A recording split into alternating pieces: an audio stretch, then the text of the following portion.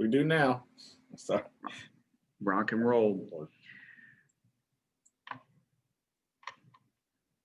As my wife would say, hey guys, welcome back to another YouTube video. Because I have little boys who do YouTube. I don't know if anybody else has little kids who does YouTube videos.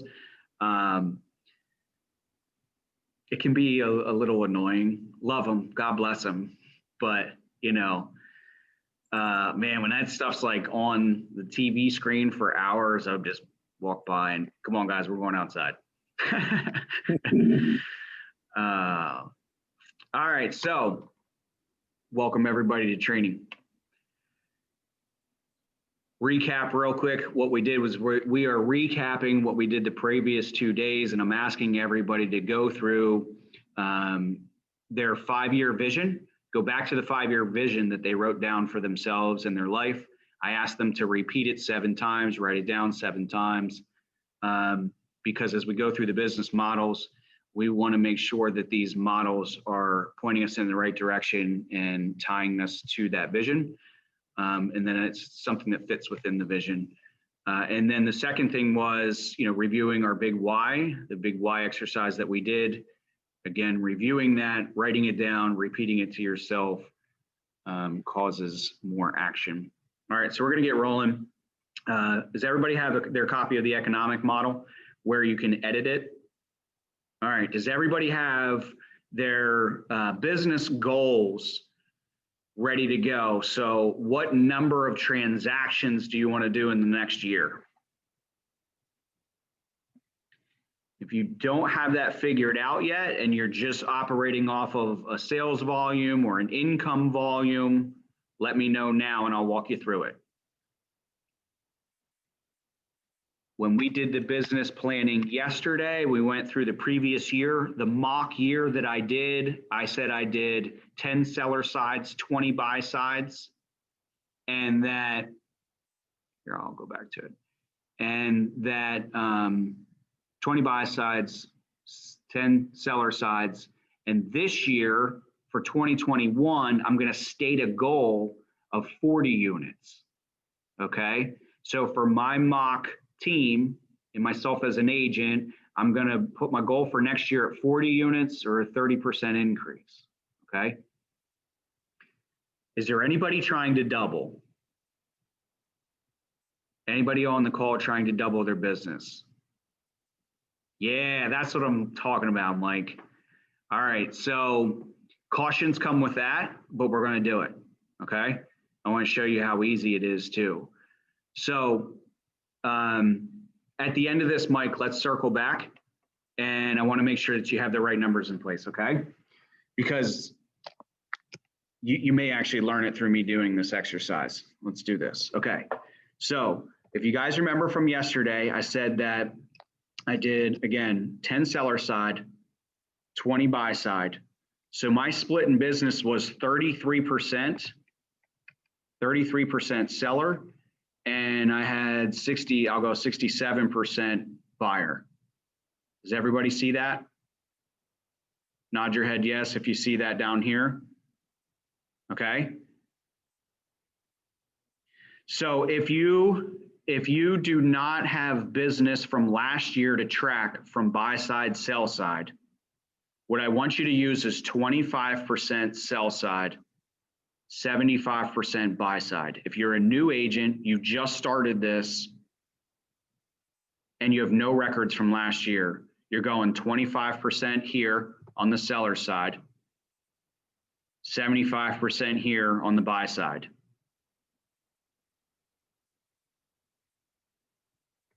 Okay.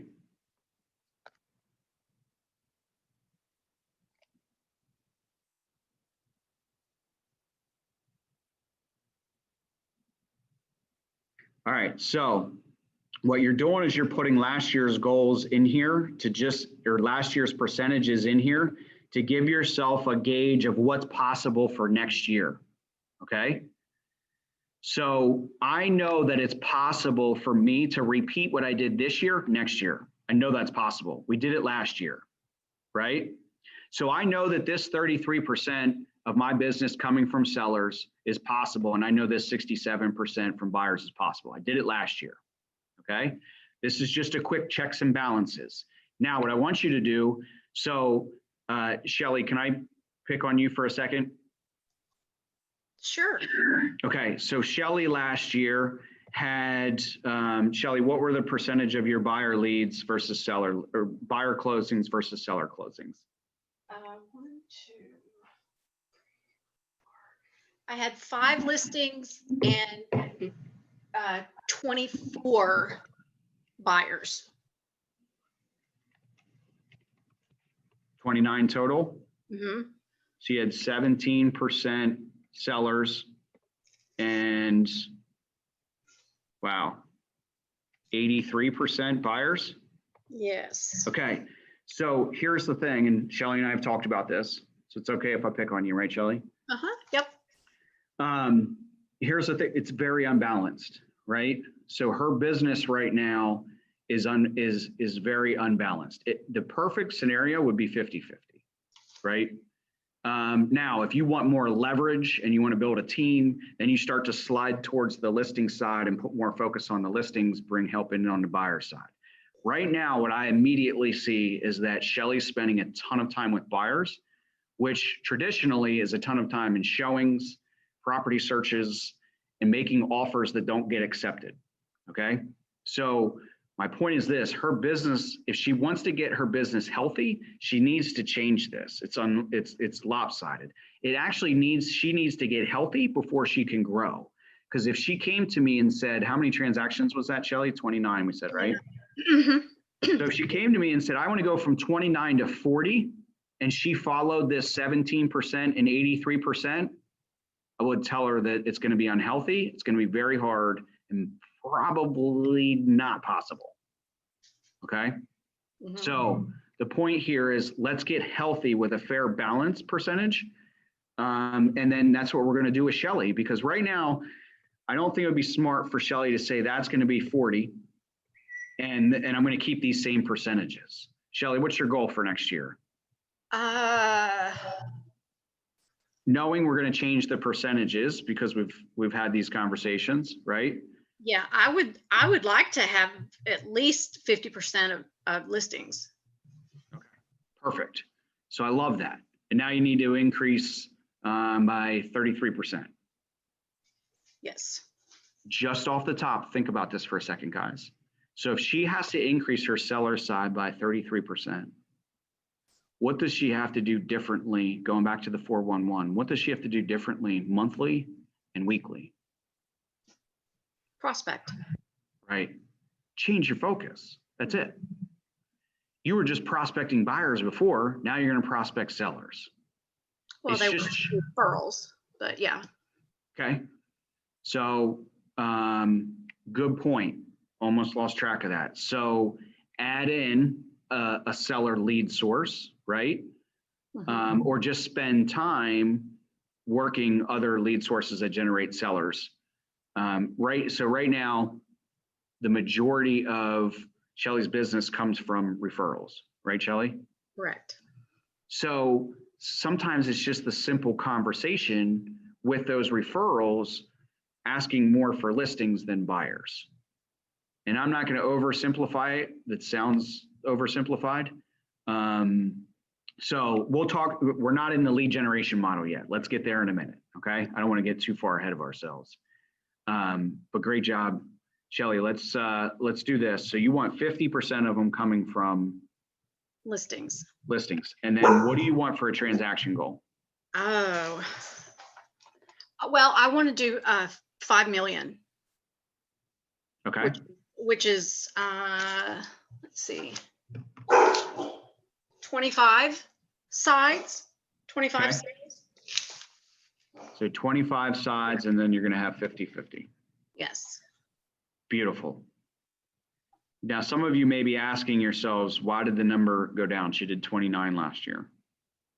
Shelly and I have been through some of the business planning already. So we've pulled some of the models together and saw that she had a lower Price range. average sale price. Mm-hmm. And one of the things that we're doing to give her time back is just raising her average sale price. It allows her to achieve more income with less sales.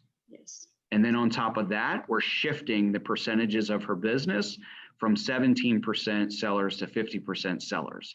If she does those two things, she still did the same number of transactions, I think made more money, right, Shelley? Yes. And got her life back. Yeah, I think I did 3.2 in sales this year With 29 transactions. with 29. Yeah. Okay. So do you guys see how we're eventually going to pull these models together and make sure that what we do in this business plan gets you to your goal on your 411 of what you want your life to be? And if Shelley came to me and said, hey, I want to go to 40 transactions, I want to keep 17, I want to keep my business the same way. I don't want to change my lead sources. I want to do exactly what I did last year, but I want to get to 40 transactions because I have this income goal. No. And then if she were to say, my personal goal is to get time back, It's not the way. I would say those are not in line. They don't line up. You guys got to make sure these things pull together. Go ahead, Shelley. No, I was just agreeing with you that if I want to do 40 transactions and 83 of them, 83% be buyers, it's not balanced. Not balanced, exactly. And what provides the balance? The business model. That's why we have business models. Checks, balances, make sure you're going to hit your goal, gives you a template to measure along the way, and then tells you what the balance is so that you don't get things out of whack. All right, let's keep rolling. Thank you, Shelley. Great job. Thank You're you. the best. All right, I'm going to go 40, my mock transactions of 40. So I want you guys to fill this out as I go. It's the things colored in red. That's what you're changing. Don't change any of the other formulas in here, okay? So 40 transactions, I knew that my business was basically a 66-33 split last year. I'm gonna go with Shelley's point. Like, I'd rather my business be in balance at 50-50.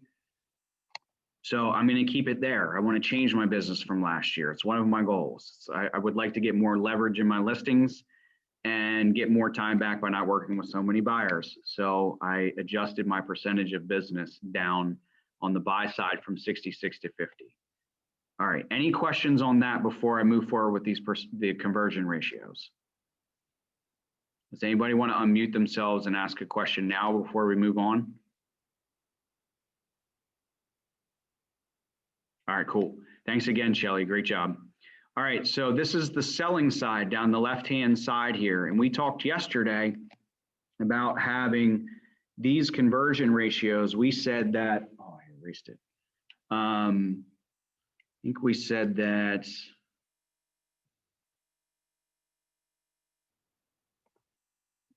Dreamer, do you recall what we used for a conversion ratio from appointment to listing taken? Yours was 8 out of 9.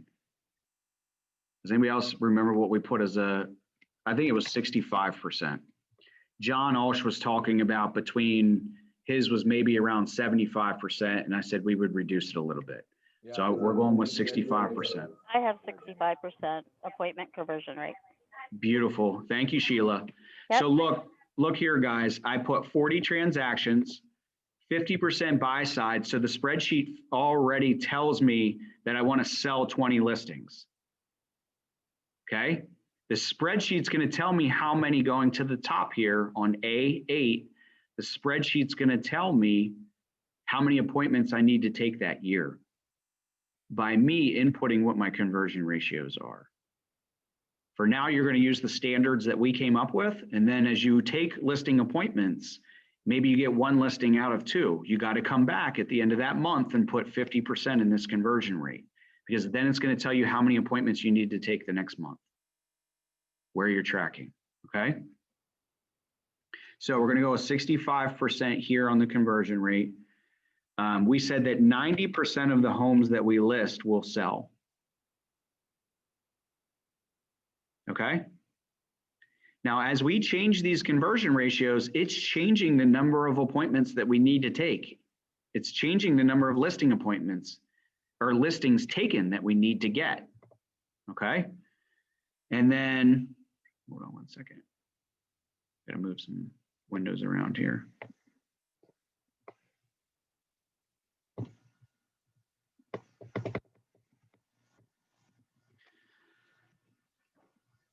Okay, so I'm going down the sell side here. I'm going average sale price.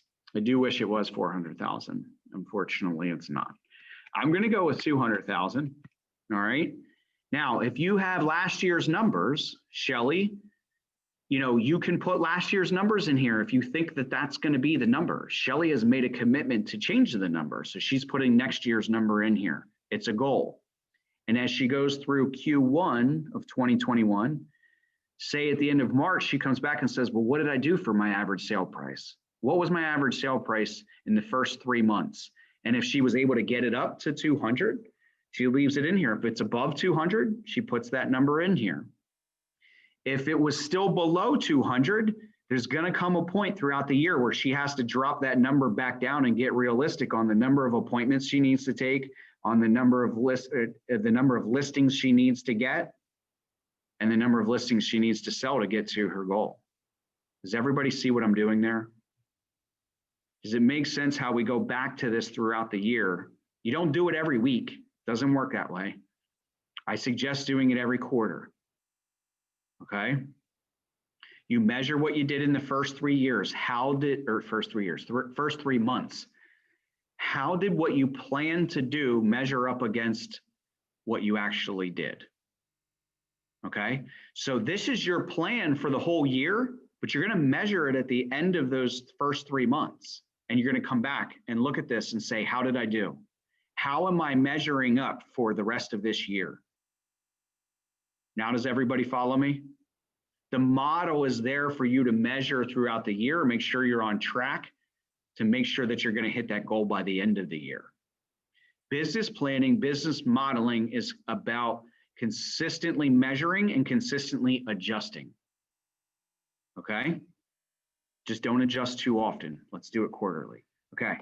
I'm going to go here, average sale price of 200,000, which makes my average commissions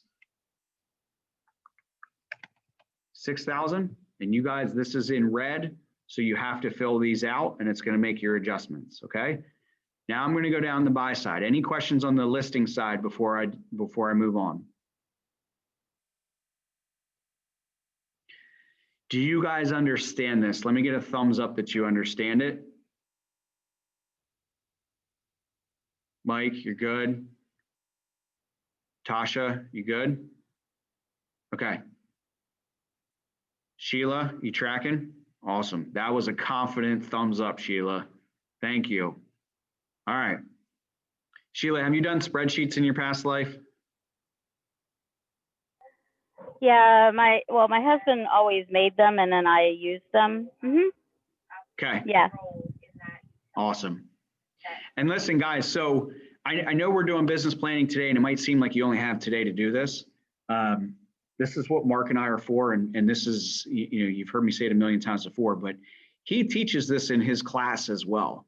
So if you just got into his training program, or say you're even like 30 to 60 days in and you haven't accomplished this yet, know that it's part of the program. And then if you need to accelerate that, you can just reach out to us and say, hey, I want to do this now so I can get my plan in place. Okay. Don't feel like this is the only time and only avenue you have to get this done. All right. So let's keep rolling. So going down the buy side, we said that from appointments to listings taken. And by the way, Bold does call buyers listings. It's a little confusing, but just know that when Keller Williams says, if you're in Bold training, you know, total listings, they actually are talking about seller listings and buyer agencies combined. Cool thing for this is, you know, it's just buyer listings taken. Don't get it twisted. It's buyer agencies. Everybody good? So buyer agencies taken. So our appointments to buyer agencies taken, I had 50%. I'm going to stick with that. I think shooting with buyers, everybody's buyer pipeline piling up right now. It's really good to be conservative on these numbers. So 50% of the buyers that I do a consultation with, that I take an appointment with, and that could be the first showing, you know, if it's an internet lead, the way to win those is to run out and show them the first house that they want to see. I get it. We call it first showing free. You have to have the consultation with them about their needs, how soon they're ready to move, are they pre-qualified, do they know what they really want, have they filled out your buyer's lifestyle questionnaire. That's an appointment, that's a consultation. As a matter of fact, I recorded a version of this that I'm going to post in our Facebook group later today. One of our newer agents, Tal, was like, hey, when I talk to a buyer, what does that conversation go like? What am I supposed to say? I said, well, first, let me teach you what the consultation says. And then from the consultation, you can just break down pieces of that to talk to the buyer. But what I want you guys to take away from this is there is an appointment that needs to take place. There's a consultation that needs to take place, okay? You can do that over the phone now that we're in COVID. But you need to go through a buyer consultation form or questionnaire. And if you guys don't have one, reach out to us or just put in the chat box. I would love a copy of that and I'll send it to you, okay? But you have to have some kind of consultation. Talking to a buyer who wants to buy a house without a consultation and showing them houses is probably gonna kill you. I just want you to know that it's that important, okay? So we'll move on. Now, out of that consultation, you're only going to make a certain percentage of those people clients, because it goes like this. Are you ready? How soon do you need to move? 1 to 6 months? Okay, we're moving forward as a client. If it's 6 months or later, they're not moving forward. They're not coming into my client funnel. And Mark and I can teach you later about how to, rank buyers A, B, C, are they an A? They need to move within the next 6 months. They have the ability to make a decision or a strong need to move, meaning like they have a life change. They have something going on in their life. And they said like, hey, I know exactly what I want, okay? That one is a little tricky. But as you get to work with buyers, you learn how to fine tune that. And I bet Shelly could give you some good stories about, that particular category, the ability to make a decision and the need to move and how you rank it. But right now we got to keep moving through models. So it's, do they have the ability to make a decision and a strong need to move? Are they pre-qualified and do they need to move in the next 6 months? If they have all three, they're an A. If they have 2 of the 3, they're a B. Okay, so the strong will to move or the ability to make a decision, I lump into one category. The strong will to move is the first-time home buyer. The ability to make a decision is really the person who's buying their second house, who like really has what they want or need right now. They just want something different, okay? So again, 3 categories. Do they need to move in the next 6 months? Are they pre-qualified? And do they have the ability to make a decision? A strong will and need to move, okay? All right, so if they have those 3 and they wanna work with you, now they're a client.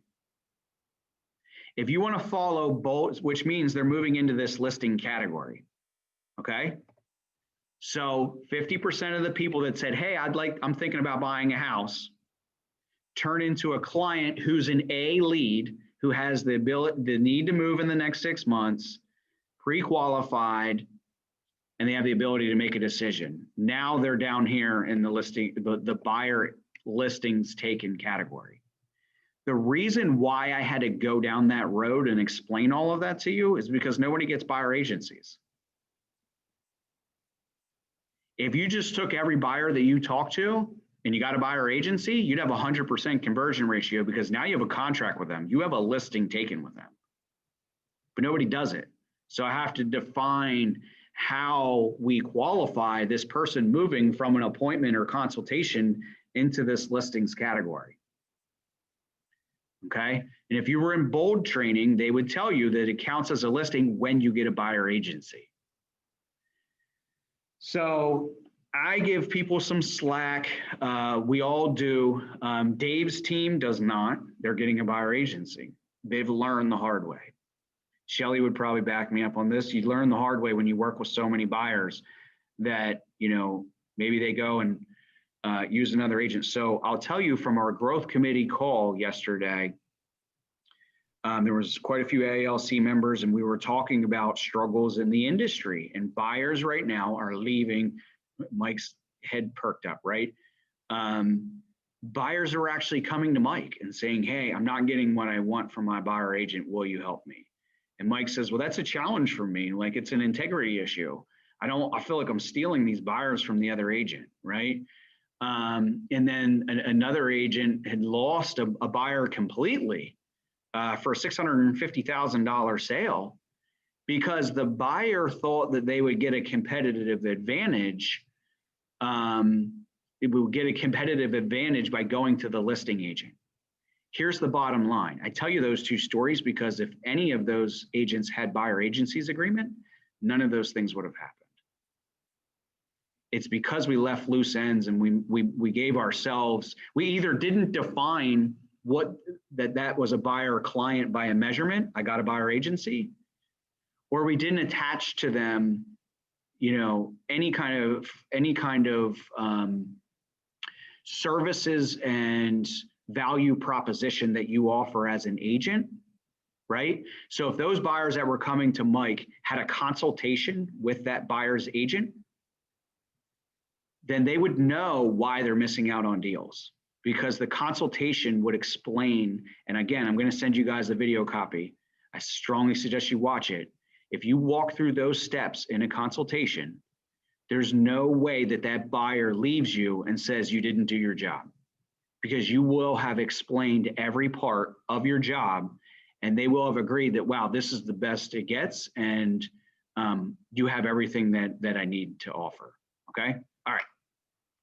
I don't want to belabor the consultation anymore. I just think it's extremely, extremely important and we're moving on. So you've taken now 50% conversion ratio. We're moving on to, you've taken 53 appointments. You now have 26 buyers. So the conversion ratio of buyer clients or buyer listings into buyers sold, we said was 75%. I'm going to leave that there. Okay. So 75% of the buyers that are in your pipeline are going to eventually buy a house next year. Mike, what were your numbers? Oh, did we just lose Mike? Mike gave us his numbers yesterday, and I think it was around 50%. That 50% of the buyers that he put into his pipeline last year bought a house. Okay, I'm going to leave 75% in here. I think he did 50% because we didn't have the inventory. Right. Okay, let's do conservative. So when I change this to 50%, watch what happens with the number of appointments I need to take. It went from 53 to 80. So now I need to talk to 80 people and put more buyers in my pipeline just so that I can have more buyers to buy houses. You have to. You have to. Okay. So I've now sold 20 units. Okay. You guys have 50% here, 50% here, and my average buyer side, I'm just going to still plug in 200,000. My average commissions, I'm still going to plug in 6,000. Okay. So now you're done with your economic model. Is anybody, the rest of this gets a lot easier because it's a plug and play. Okay. Anybody not able to complete this at this moment? You have to have this completed to move forward. And let's do this. It's 11 o'clock. Let's take a 5-minute break. If you guys aren't able to get these numbers together for yourself in the next 5 minutes, I want you to put in the chat box, hey, I just need help. We'll walk you through it. I didn't fill this out on my own the first time I did it either. It was, okay. So if you have trouble, that's okay. Let's just take a couple minutes. We'll come back at 11:06.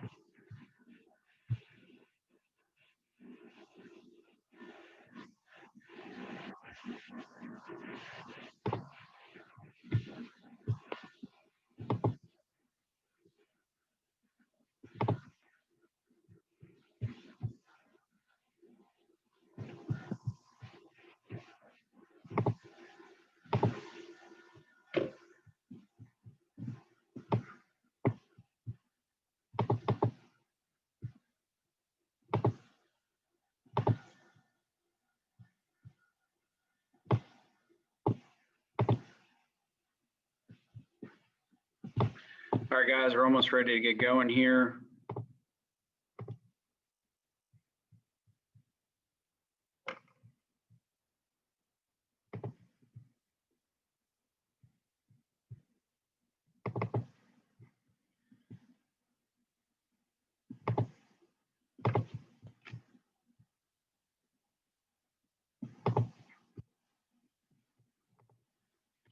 All right, so I dropped one link of the buyer consultation in there, and this is the link for that second link there, which I put in the folder, in the training folder. It's the buyer consultation questionnaire, which you can do over the phone. That's this. Can you guys see my screen now? Okay. So these are some old Kinder Reese scripts. So this will be this can be the consultation you do over the phone. And this is all the information you would need to know if the buyer is an A, a B, or a C, okay? The video I did that I dropped in here is an in-person consultation that I do to go over a buyer's guide, okay? It's a consultation, a full all-out consultation. Now, when I had my team, we had to do those. Everybody had to come in, the buyers had to come into the office, go through the consultation, and sign a buyer agency agreement. It's just over the years, it's become more difficult to get buyers to come into the office and also more difficult to get them to commit to a buyer agency agreement.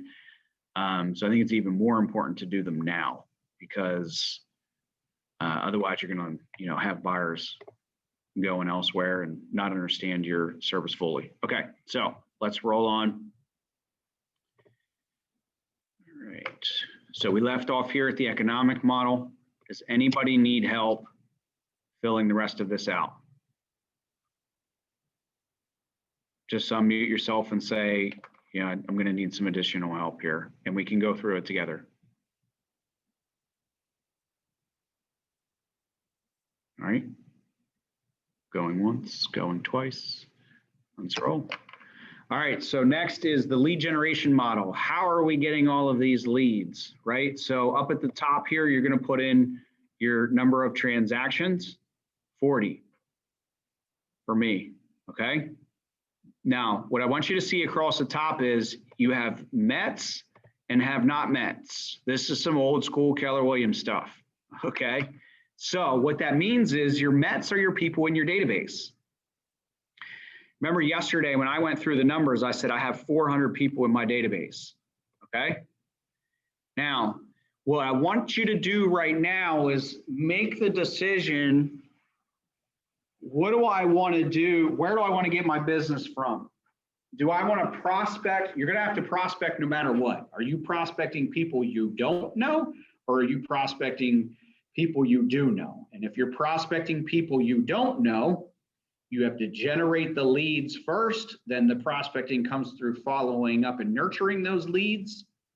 The benefit there is you have control over the flow. You say, hey, I can go and pay Zillow $1,500 a month and I'll get 30 leads, right? So it's more of a predictable and scalable outcome. Prospecting to the people that you know is less expensive, more fruitful for your time, because what happens, if you think about what we did with the economic model, what happens is that you increase all of your conversion ratios in the referral model. And what we're referring to here as METs, this should be your sphere to make things consistent so that everybody knows. All right. Now, if you read The Millionaire Real Estate Agent, you would fully understand this METs and have not METs theory. But for you guys, I want you to see that that METs is, it's your the number of people, your sphere that is in your database. Okay. The have not METs, again, to be consistent and simple, I'm going to label those as leads. Those are leads that we have to generate to go and talk to people. They may even be leads that you generated in the past that are in your database that you haven't talked to yet. Okay. Now, one of the best ways, again, to make the decision on how much sphere business do I need to get and how many leads do I need to generate is, what did you do last year? So for Shelly, she could say, man, last year I got 100% of my business from sphere. And she could plug in 100% here if she thinks she's going to go do 100% next year. Okay. So what I want you guys to do is just take a second, think about where your business came from last year.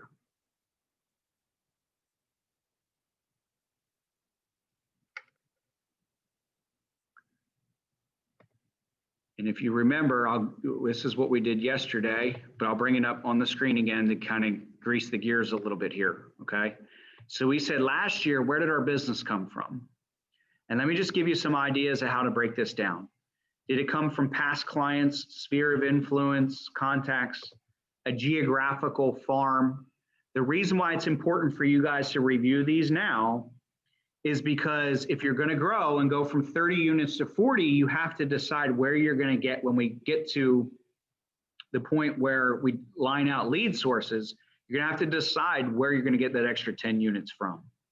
So is it just listed, just sold postcards?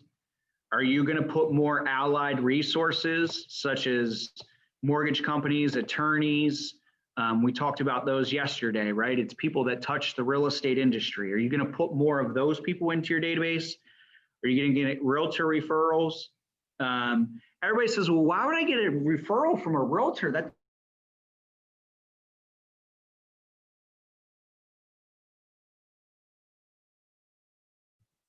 wait till it comes back.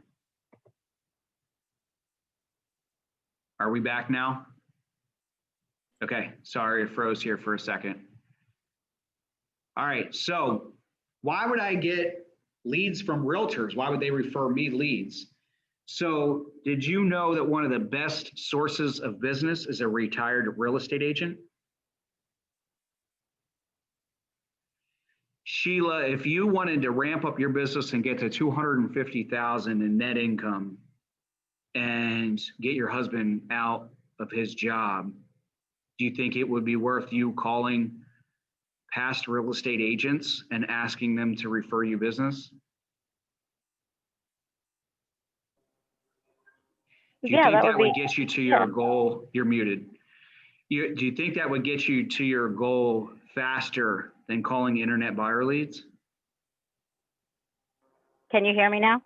Sorry, hon, you're still muted. What the heck? Or I can't hear you. You know what? It was me. We can hear her. It was me. Okay. I moved the computer back at the break. The answer is yes. Okay, great. So, thank you. So yeah, the point is that there is an entire pool of referral business out there that you can tap into. Okay. So moving on down the different lead sources so that you get through, a little brainstorm here: relocation people, staff referrals, sign calls, advertising. Now, before I move down the rest of this list, what I want you to realize is Keller Williams has already ranked these in order by effectiveness. So if you want to know where your highest conversion ratios are coming from, I don't even need to tell you. You just look at this MAPS coaching format here. And at the top, your past clients are going to be your highest conversion ratio. Your sphere of influence is going to convert a little bit better. And by conversion, I mean, how many of them do you need to touch so that they give you a referral or so that they give you a lead? This is at the top of your funnel. You can market or you can prospect. You can call people who are in your sphere that's prospecting, or you can market to attract a lead. The result of either one of those is a lead that you need to call and have a real estate conversation with, okay? The highest converting prospecting sources are at the top of this list. And as we move down, we're gonna get into marketing lead sources, sign calls, advertising. Advertising can be a number of different things. Websites, direct mail, social media, open houses, internal ISA, which is an inside sales associate, an outside sales associate. So that could be your buyer's agent, somebody on your team that's doing sales. Inside sales associate is typically somebody who's calling leads to generate business, to hand off business to you, okay? So ISA services, you can hire a third-party ISA to call neighborhoods for you and get you leads, okay? Now those things you're gonna spend money on. All right, so I wanted you guys to see the different lead sources, okay, so that you can decide what leads you want to attack here. Now, just make the decision for yourself. If you don't have last year's numbers to go off of, then I want you to use 50% leads, 50% sphere. Is Jenny on the call? I think so. Okay. So Jenny just moved here. It's going to be hard for her to even get to 50% sphere because she doesn't have a sphere here. Okay. But I would still want, even if you're brand new, just starting, I still want you to use 50% sphere, 50% leads. Okay. Now, the next thing to keep in mind is these are the ratios. They're predetermined by Keller Williams and they are accurate. You need 50 leads to get one buyer. That's a 2% conversion ratio. That's what we talked about yesterday. Guess how many people you need in your database to get 2 buyers or 1 buyer, 1 seller? 12. Now, you have to actively engage and talk to those 12 people on a consistent basis. Just because you put them into your database doesn't mean you're going to get those 2 leads. What Keller Williams says, and again, is extremely accurate, is that if you communicate with all of these people that are in your database 33 times throughout the year, that's called a 33 touch, you will get 2 referrals from them. You follow me? So make the decision, what percentage of business do you want to go after? And then at the end of this, we're going to come up with a strategic plan that says, hey, I need to communicate and talk to this many people in my sphere, okay? Now, the next one is how many people are required in the database? How many leads do you need to get this year at a 50-to-1 ratio in order to achieve your total number of sales from leads? How many people do you need in your sphere database in order to get your total number of sales from your database? So I'm going to go back up here. I'm going to type in 50 and 50 See how that changed? Now I need 1,000 leads at a 50-to-1 ratio. Current number of contacts, just use the same number, okay? So I'm gonna use 400 here and 0 in the buyer leads. Because I want the model to show you how many buyer leads you need to generate in the next year. If I put a number in here, it's gonna say, hey, you're gonna go back and prospect these people, but I'm assuming you don't have buyer leads in your funnel, okay? So 0 goes here. The same number of people you have right now goes in your database here. So if you have 180, put 180 here, okay?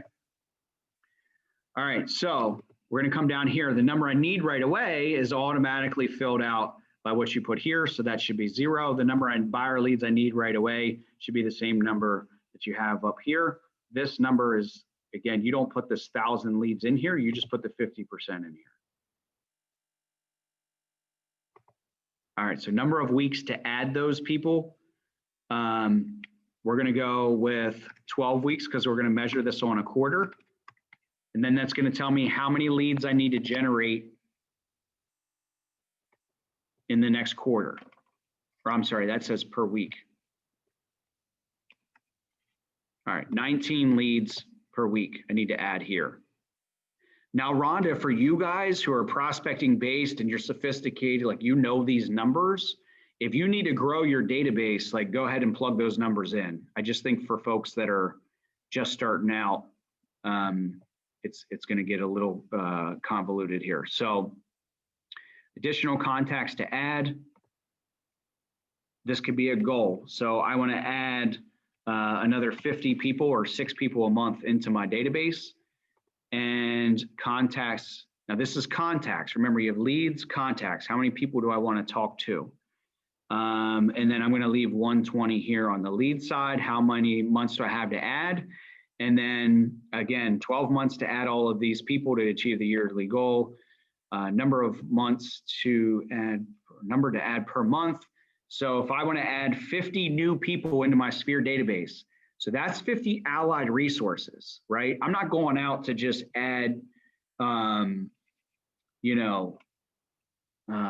somebody I met at the grocery store into this Sphere database.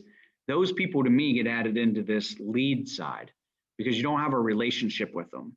This Sphere side, 50 contacts, it's 50 people I want to get into a relationship with, a referral relationship with, where they can refer me leads over the next year, okay? Set a goal there. That's also why I didn't do the gap up top here. I want you guys to just set a goal of how many people, allied resources, you want to add into your database over the next year. So you see here, it's simple, 4 per month. So I'm going to go out and meet 4 new people. One's going to be an attorney, one's going to be a mortgage broker, one's going to be a carpet guy, and one's going to be a contractor. Okay, because I've got to get this down to a weekly, monthly strategic plan. All right, any questions so far?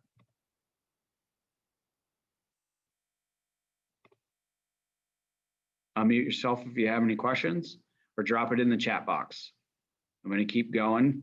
I really want you guys to rely on the chat box if you have questions. Let's not get stuck, okay? There's no silly or stupid questions at all. So additional contacts, I'm going to add 120 over the next year into the database. That's 10 a month, 3 a week, all right? Total added. So you've added 120. Now this contacts, let me define that real quick. So you added 1,000 leads, and the contacts were people that, again, you met at the grocery store, right? So somebody who you've got their name, number, you had a real estate related conversation with them, so they know what you do, and they know to contact you if they ever need anything. You've put them, they're not Sphere yet. You've put them into the database so that they can be contacted and touched 33 times throughout the year, okay? Now, look at the bottom here. What we're doing is we're running an 8x8 action plan. So of the people that you've spoken to and added to your database, we're going to touch those people 8 times in a year, okay? The reason for touching those people 8 times in a year is because that's going to make you top of mind status. Okay? So to the 50 people that you added to your database, and I would encourage you to add in the people that are at the people in your database that you know are going to refer you 1 deal a year. They need to go on this same 8x8 plan. Okay? So what I want you to do is, I know I only added this up here, 0 people that I added, and the 50 people that were going to, or the 0 people that were in the gap, and the 50 people that we added equaled this number. What I want you to put here is the total number of people that you want to put on a high impact direct contact action plan. The reason why it's important to touch these people with high impact 8 times a year is because you want them to refer you 1 piece of business. These people are oftentimes referred to as the centers of influence, okay? Allied resources count as a centers of influence. Additional people who count as the center of influence are, first off, anybody who referred you more than 1 deal last year gets put in here. Anybody who has a high impact on a lot of people. So Keller Williams lists these out. Actually, if you look at the productivity coaching program, there's an entire list of people that they call high impact. So like bartenders, again, we said attorneys, but people who come in contact with a lot of other people, and people who like are able to refer somebody like you, and the person receiving the referral is like, oh yeah, I'll give them a call. Barbers is another one, hairstylists. If you think about it, like would somebody go to a hairstylist and call the referral that they referred? Would they go to the hairstylist and talk about buying a home? Yes. Would they talk about buying a home in front of the bartender? Absolutely. These are centers of influence, okay?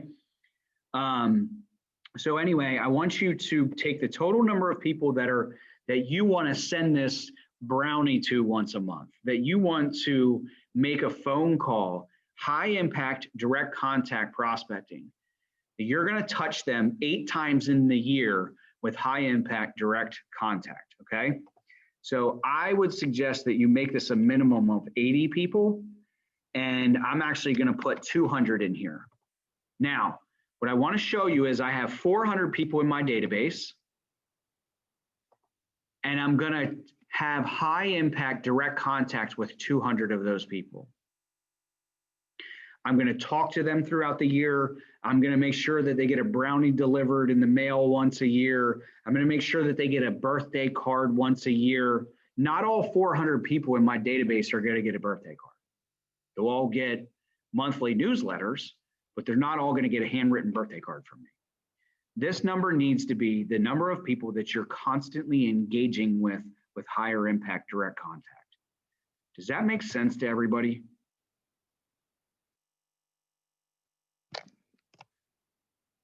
Rhonda's shaking her head. Sheila, a little bit, right? A little bit? Okay, I'm gonna do an exercise. Gotta do the exercise. Here's the deal. This is high impact direct contact. Write down the 7 levels of communication.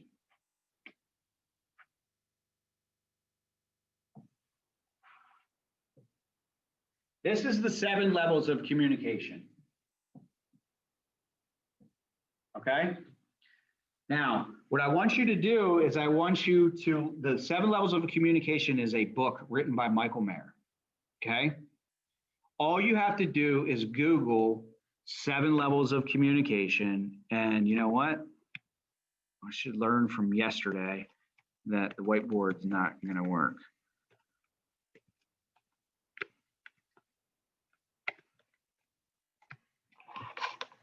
And we should get an image of it up here in a second. There it is. This is the 7 levels of communication. Let's see if I can pull this up here where you can see it. Okay, can everybody see this here? Can't read the words, but see the picture. Let's see if I can.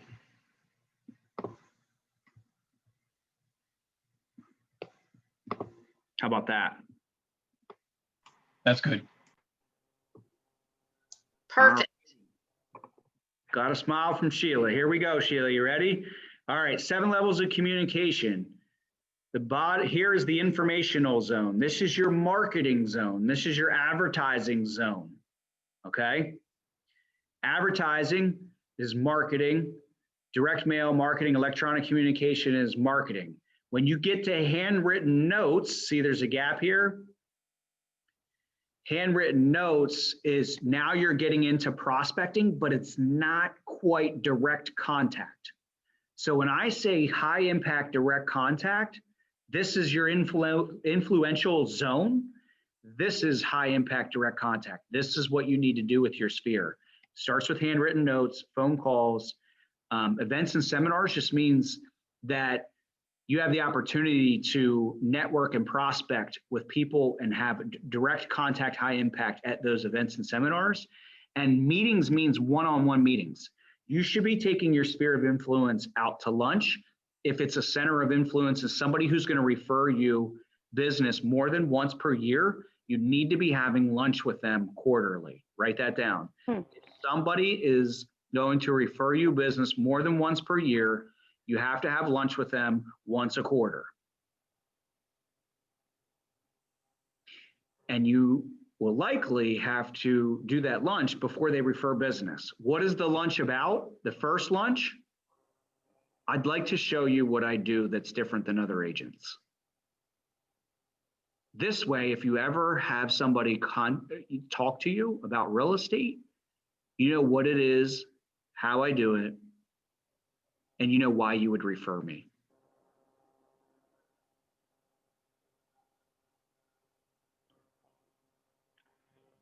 I'll say that again. So in the first phone call, hey, Mr. Contractor, it's been great. I appreciate the work that you did for my client a little bit ago. And they were satisfied and it was really helpful. I appreciate that. I was wondering if I might be able to, I get it, we're in COVID and you can't take them out to lunch. Just follow me because we're getting back to normal eventually. So you'll need this script then. What I'd like to do is take you out to lunch. One, just to say thank you, but two, because I think we can help each other do business. I'd love to refer you more business just like this one. And I come across clients a lot of times that need your services. I just figured if we can go to lunch together, I'd be able to show you what I do and how it's different. And that way, if you ever come across anybody that you can refer, you know why you would refer them to me. And I'd be happy to refer my business to you as well. When would you be able to get lunch? Monday at noon or Thursday at 1?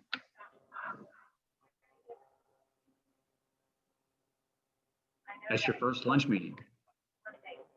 Okay? And that's the kind of stuff that you need to do with METs and your sphere of influence, the people in your database. Okay? Now, you won't do that with all 200 of these people, but I wanted you guys to see what I meant by direct contact, high impact. You need to prospect to all of these people. I take my top people out to lunch. My top people is generally like 5 to 10 people. If they're referring you 1 deal a year, that's 10 deals. And it's only 10 lunches. So let's move on. All right, now cost per touch, just leave 50 cents in here. That's going to give you the amount of money that you need to spend on your sphere. You know what? Because I like send to cards so much, I'm going to put $2 in here. Just because I think you guys should be putting everybody on those plans. And it gives me a $3,200 budget. And then for each person I put on the send to card, they're going to get, I think it's 4 touches throughout the year. Can you guys still hear me okay? I'm showing my internet's unstable. Okay. So I have a $3,200 budget now to communicate with my sphere of influence, take them out to lunch and send them brownies once a quarter, okay? Now, 33 touches is in the action plan. Those 33 touches are mostly emails and text messages. Okay, so you're going to communicate with these 200 people 33 times throughout the year, emails, text messages, happy holidays, etc. And then you're going to spend this $3,200 on the top tier of your sphere of influence. Is everybody following me so far? These 33 touches then, I'm going to just leave in $1. So my total marketing plan, because the dollar allows you to send them a Christmas card. The dollar allows you to do an extra touch. These plans were made back before we had drip campaigns. Okay, literally. So the dollar allows you to do something for those 400 people in your database and send them a Christmas card. Make sure that you're putting some budget in here, okay? And then again, like maybe you don't want to prospect to 200 people and you want to drop this, hey, I only want to communicate with my top 40 people, and instead of $2, I want to spend $5 and I want to send them like something a little nicer, or $25 and I want to send them a t-shirt. Is everybody following me? You don't have to use my numbers. I'm giving you guardrails. As a matter of fact, if you look at what I just did, look, I ended up with just about the same budget. Okay? You decide how many people do you need, how many people do you want to be continually contacting to get those referrals per year. Okay? Everybody good? All right, so total marketing budget, come down to the right-hand side here. You're gonna contact those buyer leads 12 times a year because you don't really know them. They don't like you, trust you yet. So they're going to be a lower converting lead source, meaning you're going to touch them, spend a little less time with them, okay? Cost per touch, again, leave $1 in there. Maybe you send them a postcard, okay? Now, the marketing plan for that, you're going to touch 1,100 people 12 times throughout the year at $1, and it's going to be, hold on a second, something doesn't seem right there. Okay, so it's calculating off of the contacted people. So fair enough. Been a little while since I did this. So what they're doing is they're saying that you generated 1,100 buyer leads. You actually physically talked to 120 of those people, okay? You talked to them, you had a real estate related conversation. Those 120 people are the people that you're going to put on a 12 touch plan. They'll be on your email drip campaigns, that's free, right? They'll be on your text messages and your monthly newsletters, that's free. Okay? What we're saying here is you're going to touch those 120 people 12 times throughout the year because you've talked to them, right? They're B's and C's. They need to buy 6 months from now. They need to, they didn't get pre-qualified for financing because they need to fix something on their credit.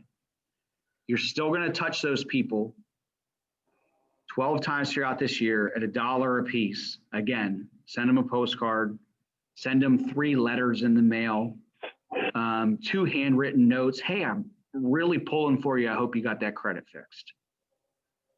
You get buyers ever going to go to another buyer's agent if you send them a handwritten note in the mail that said you hope they get their credit fixed? Just let me know if you have any other challenges that you need addressed. Those buyers are coming back to you. All right, that's the point. You're taking the buyer lead and then you're putting them into this 7 levels of communication up at the top here. All right, I won't belabor that. So at the bottom, now you have a budget model for both the people that you haven't met and the people that you have met. All right, and down at the bottom here, I have total costs for marketing action plans. I'm going to pull that, first off, before I move into the other models. Does anybody have any questions so far? I could only imagine sitting in your seats and not having read The Millionaire Real Estate Agent, not having done business planning before, like my head would be spinning. So I want you guys to ask questions. I know I've been where you're at. It's not easy. Just let me know, like, what are your thoughts? Let's get at least 2 people to say, hey, like, okay, this is what I'm getting out of this.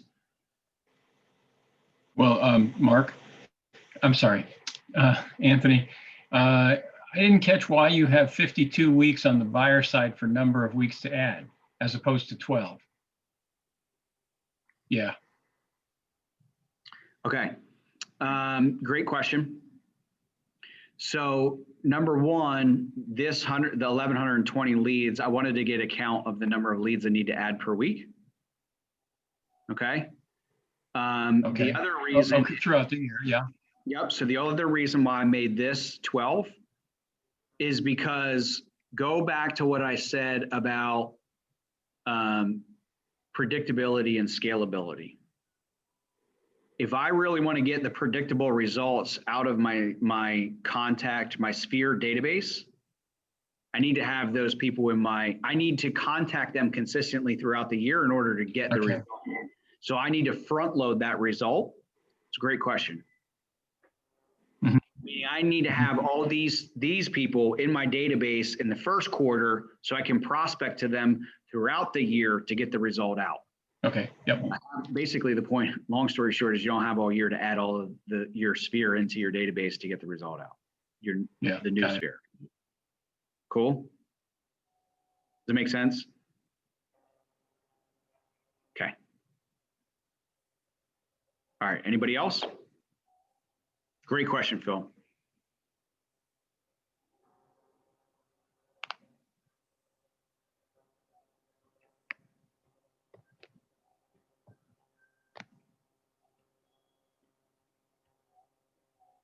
So in light of that, then this number should actually be free. There it is.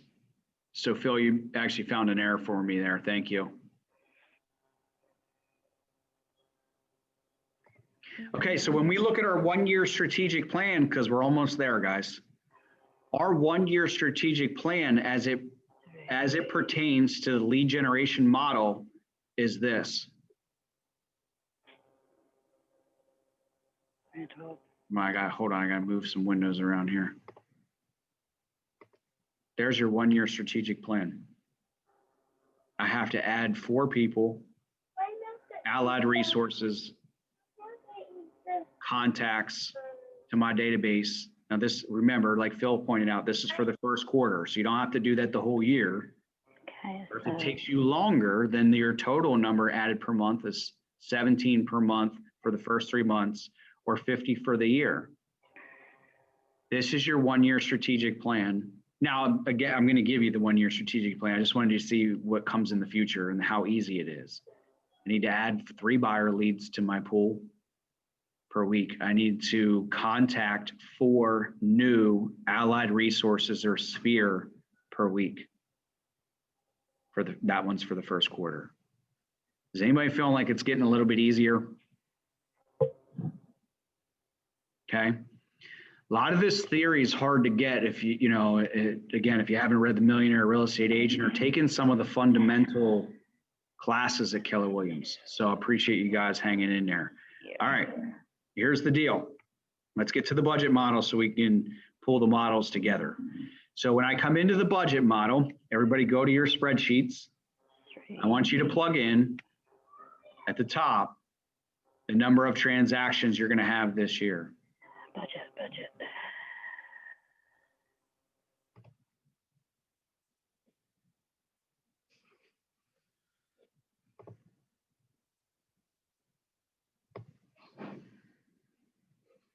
Now I'm going back to my economic model. Oh, what happened?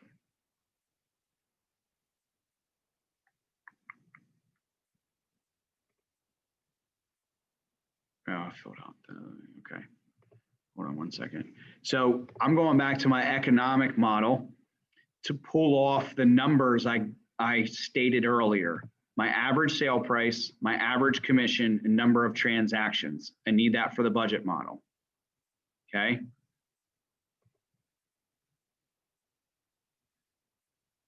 And if you were the tech savvy ones and you pulled up the sheet that had all the models tied together, it would be filled in already.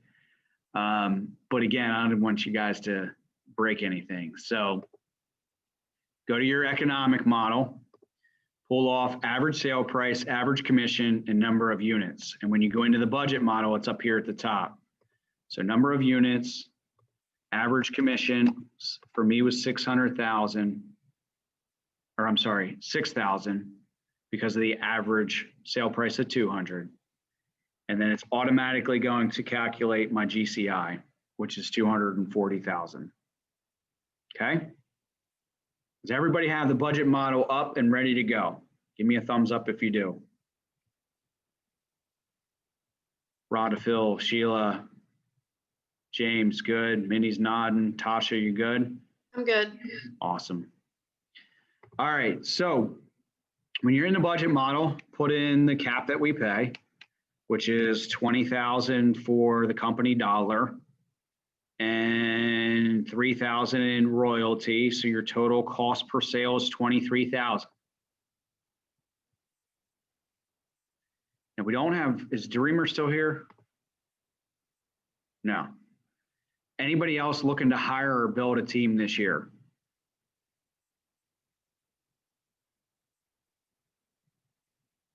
Shelly, are you adding personnel this year? I don't think it'll be this year. Okay.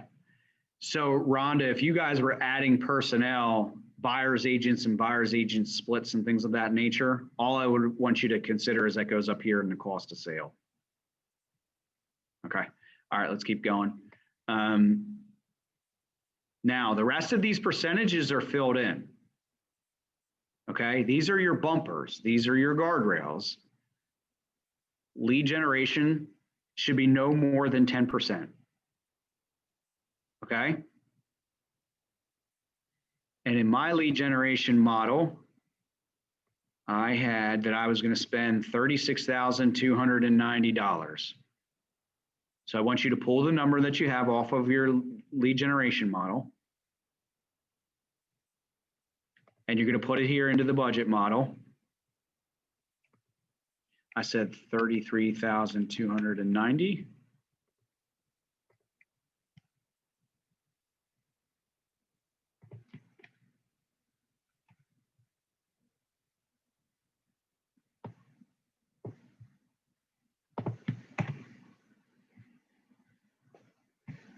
And it's at 13% of my gross commissions income. Okay. All I did was I plugged in the number from my lead generation spreadsheet here at the bottom, 36,290. Just went up. 36,290. Okay. And that's 15% of my target gross commissions income. Okay. At this point, I have one of two things to do with my business plan. I can reduce my proposed lead generation budget to be close to 10%. And how do I do that? I go back here, I say, okay, well, I need to spend less on these leads, or I need to spend less on my sphere. And then what impact does it have on the number of touches that I need to have? Or what impact does it have on the number of leads that I need to generate? Okay, and you bounce back and forth and come up with the plan that fits you best. Okay. So what I would do here immediately is I would say, okay, where's my largest spend? I'm spending $25 on 4 touches. I'm going to have to cut that back to 20. And it cut me down to 34,690. Man, it really didn't make a big change. Now, am I willing to take this down to $5 a touch? Or do I really want to have an impact on my clients and just say, I'm going to need to get more referrals out of this funnel? Okay. These are guides, and you got to go back and forth and decide where you want to be. Okay. Now, I might simply say to myself, I'm okay with a 15% target lead generation budget. But what I'll tell you is if you're going to build and scale, that number needs to be at 10%. So I've always managed teams and marketing expenses at 10%. Okay, what happens is you start a new lead source like Zillow, and it's going to be at 20%. And you really want to get it down to 10. If you're okay with 20%, leave it on. It's generating you revenue. And it's only 20% of your revenue. I wouldn't go above 20. Anything over above 20%, I would shut it off. Anything at 10%, you can leave on and run it forever. Okay? So you guys got to track your marketing expenses is the point. You want your target to be somewhere between 15 and 10%. Above that, it's a bad target. If you go and you do lead sources that, give you a 5-to-1 return, so you spend, $2,000 in lead generation and you make $10,000 in commissions, that's a 20% return or 20% expense, or a 5 times return on the $2,000 that you spent. Okay? That's about the most I would ever recommend. But a 5-to-1 return on marketing dollars is acceptable. And it's a good place to be. It's not that bad. Okay? All right. So 15 is a good target. 15% is not a bad target. And I'm going to leave it there. I'm going to leave my 36,290, 36,290 in costs there to do my business model moving forward. Okay? And I have my cost of sale, I have my lead generation, which is typically the highest expense. If you don't have office expenses, turn this into 0. Technology is your websites, your office tech fees, your CRMs. And fortunately for Keller Williams, they've wrapped all that stuff together for us in one tech fee. And that's less than $100 a month. You can, if you're a single agent, you can plug that in here. Rhonda, all your tools, Asana, everything goes in your tech fee, right? Every bit of electronic technology that you have to run your business goes in this. And Rhonda, for you, I just want you to know that your prescribed percentage from Keller Williams is 1.5%. So if you see that that's up at like 3%, 4%, you're kind of breaking the model. Okay. All right. Phone. Well, everybody has a cell phone. Needs to be plugged in here. And if it's more than 1% of your GCI, gross commissions income, you're going to be in trouble. Now, keep in mind, guys, this 240,000, Keller Williams gives us percentages here, automatically fills in the numbers in your budget based upon your gross commissions income that you put in. It's automatically filled out for you. Your job is to check your other models and make sure it's in line. And what happened? I came in, and when this was 10%,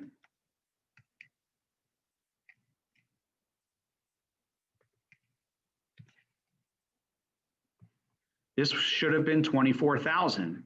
And when I went back to my lead generation model, I said, well, hold on a second. It's actually 36,290. I had a decision to make. Do I stick with 24,000 and go back and figure out how to change my lead generation model? Or do I make the decision that it's okay for this to be 15%? And then find out where else in my budget do I need to save that 5%? Am I cutting out my office fee? Am I cutting out education? Does everybody follow me? This is business planning. This is your strategic 1-year plan. You have to strategically develop this. Okay. So for me, I knew that I was going to be at 36,290, and I knew that I was okay with that being 15%, and I'm going to move on. I need to know moving forward that my total operating expenses now are 21%. Keller Williams prescribed them to be 16% in this model. Okay. All right, let's keep moving. Any questions so far? Now, if you were hiring new people, You would add your number of hires here, you would put the positions here, and then how much you're going to pay them, okay? This remaining lead generation budget here,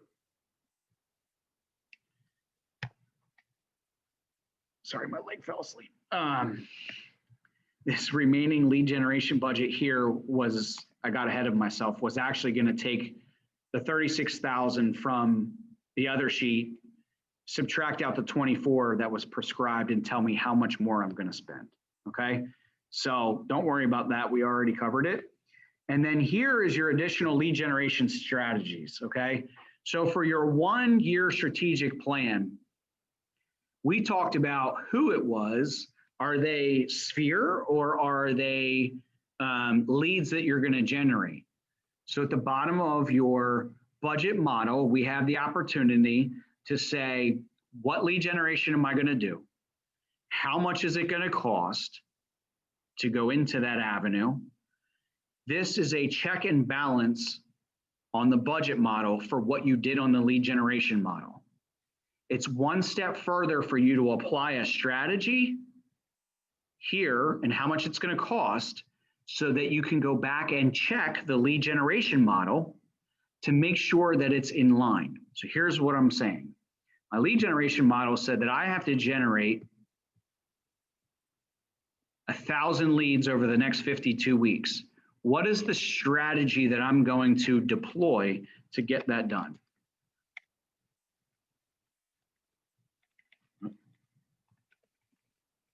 I'm going to sign up for Zillow. That cost for me is going to be $1,500 per month. I'm going to start right away. And then, you know, when am I going to hold myself accountable? So one,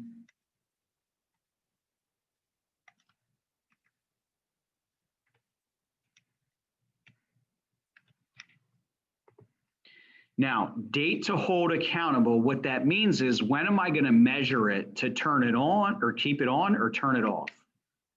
I'm going to say 4/1/20. Shelly, this is you, right? Now you have the Zillow leads, but they're in a zip code. You want to switch the zip code to raise your average sale price. So for Shelly, it's going to say Zillow new zip code. Okay. Now, what's the next lead generation strategy I'm going to put in here? Send to cards to my sphere. Okay. What's the cost? I'm going to put 50 people on it, and it's going to cost me $30 a piece, which is $1,500. Start date 1/1/20. When am I going to measure it? 4/1/20. And what am I measuring? I'm measuring how many referrals I got from my brownies, right? Does everybody follow me? It's really this simple. Okay, so what's the third one I want to add? I want to add sphere lunches. What's the cost? Well, over the first quarter, I'm going to take, and I know we're in COVID, but bear with me. On a normal quarter, I'm going to take, I'm going to have one lunch meeting per week. Hold on one second. Let's go back to our lead generation model.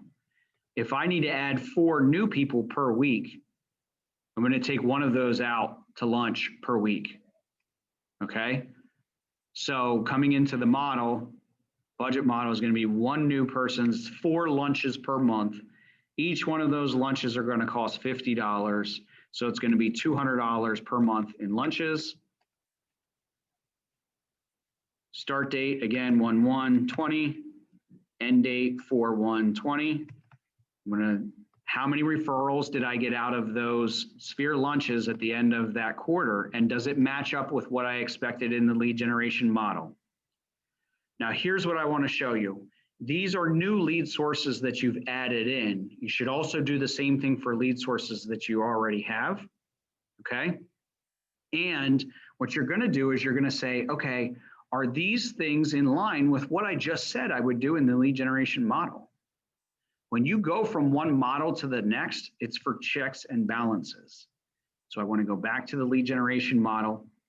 Do I, and what am I checking for? All I'm checking for is, Do I have enough in my budget?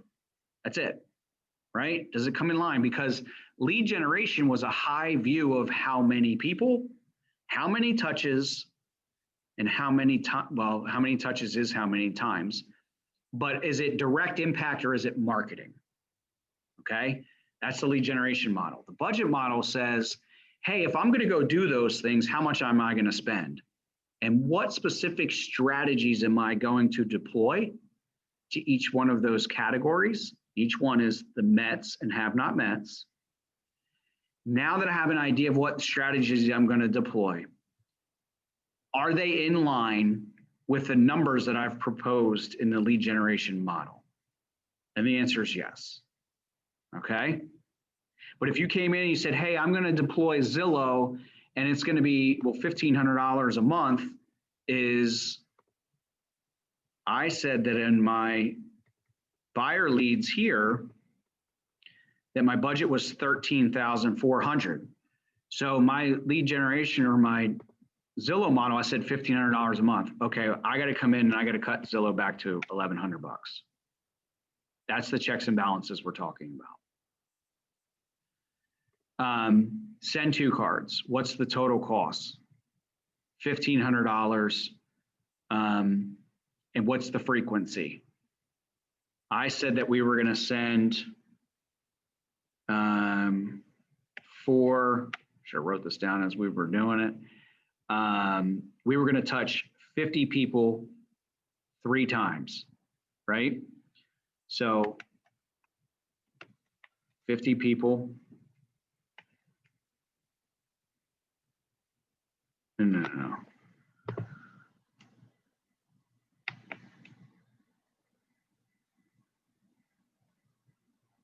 Somebody walk me back through that. What we stated our $1,500 was.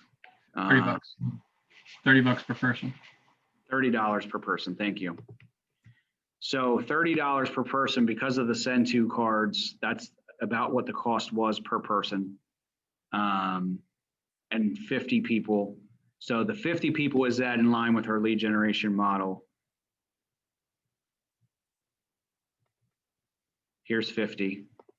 The 50 that we're going to send the cards to, right? And then you just want to double check then that it's going to be $30 and how often are you going to do that, right? I gave this a $1,500 yearly budget. And in here, you know, we had $5 per touch times those 50 people. So already I'm confusing the models and even myself. So we just need to get the models on the same page. And so here I said, okay, well, send to cards. Well, what do I have going on here? I actually, okay, so here's the $200 per quarter. No, that's per month. So this was $50 per lunch. Okay. And we had 4 lunches per month. And then we're going to do that 12 times per year. So this is going to equal how many lunches? 4 lunches per month, 48 lunches. 48 lunches times $50 is $2,400 for the year. Is that correct? Okay, so that's our yearly budget. And then for the send to cards, if we do $30 per touch times those 50, and that gets us a quarter, then I'm going to do this actually times 4, because I'm going to do 4 quarters throughout the year. And that's going to be 4 times. So now my budget for that is $6,000. So these are all of the strategies I've applied to my sphere, and it's going to cost $6,000 for this and $2,000 for this. And my lead generation model says that I'm going to spend $14,000. So what do I need to do? I need to come in here. I need to go to the model, say, hey, my strategies said that I'm going to spend $8,400. So now I can plug in $8,400 here.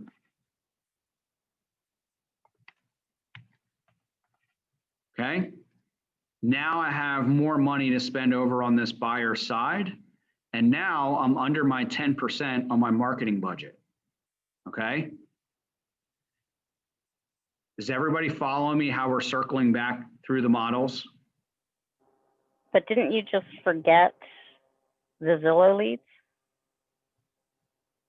Well, so the Zillow leads, we said were going to cost us how much? 1,100 a month. 1,100 a month. Here. Yeah. In the lead generation model, that's over on this side. Oh, okay. That's on generating your leads. Okay. Yep. Yep.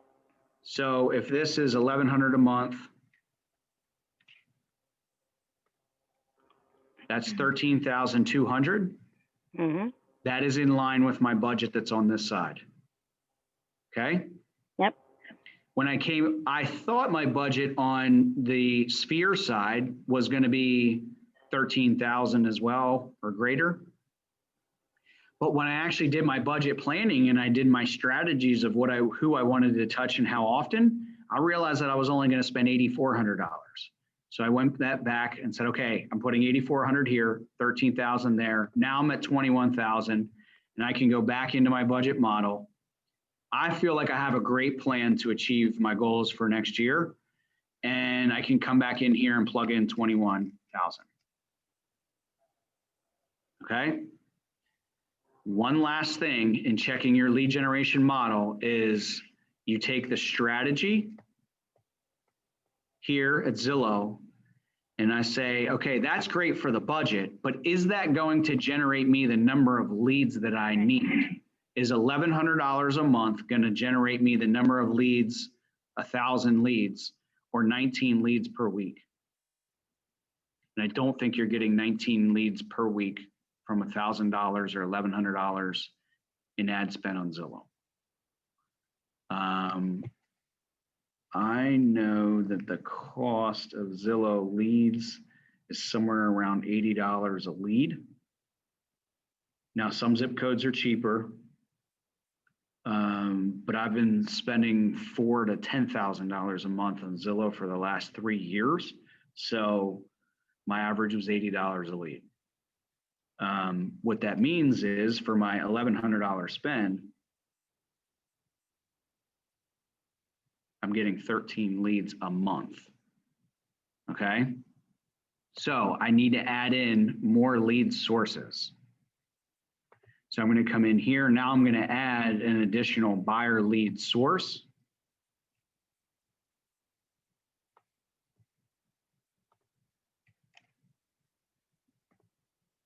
And I'm going to say Facebook buyer leads that are $2 a piece. And if I need to get an additional, my Zillow leads we're generating, we said 4 leads a week. I need 15 more leads per week. So with Facebook buyer leads, they're at $2 to $5 a piece. Let's use $5 a piece. And I need how many, we say? Or 15 more. So I need $5 times 15 leads per week times 4 weeks in a month. So that's $300 per month in Facebook advertising. Okay. Does everybody see what I did there? And let me just write down at the bottom what it describes. So that's $5 per lead. That's 15 leads per week. Okay. Or 60 leads per month. That gives me $300 per month. Okay, so does that now fit into our strategy in the lead generation model? And the answer is yes. So what I've done is I've plugged all the holes, I've filled all the gaps. I know that I have a solid plan to move forward. I have 2 different have not met lead sources, both buyer lead sources, for the 19 leads that I need to generate per week. Okay. I also have a budget to track and make sure that I'm generating those leads per week and that those leads are then turning into business. I have 2 lead generation strategies for my sphere. I have a budget for that lead generation strategy, both lead generation strategies. All of those budgets line up with my lead generation strategy and what the number of leads that they need to produce in order to go into my economic model. Is everybody with me? All right, so we have the 1-year strategic plan, which is tying all of these together. So what this model is going to pull from all the other sheets. You've already done the work. Okay?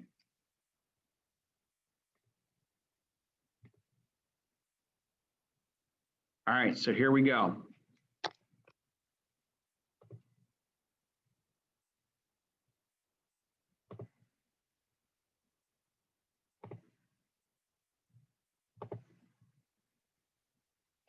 All right, let me move some windows around here. Hold on a second.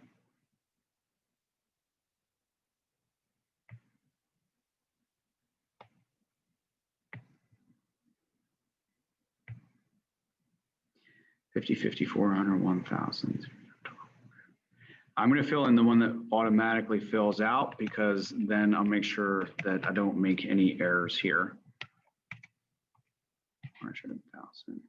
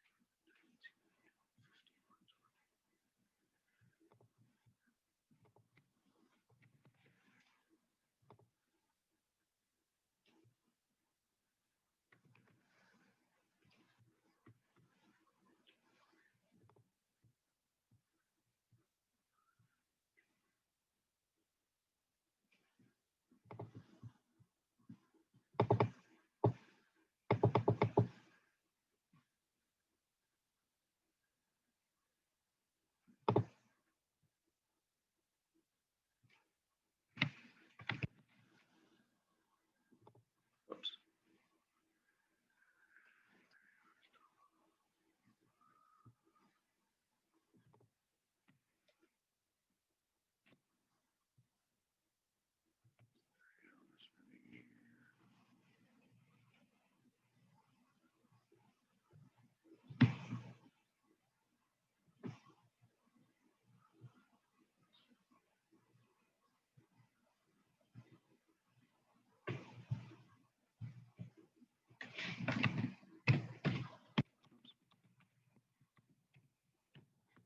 So to get that number, I just did the total budget, 8 touches. 33 calls per touch.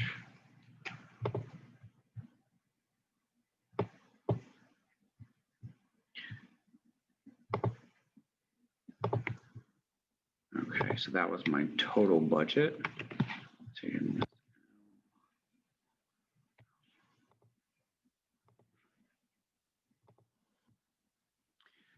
All right, so total budget was 8,400.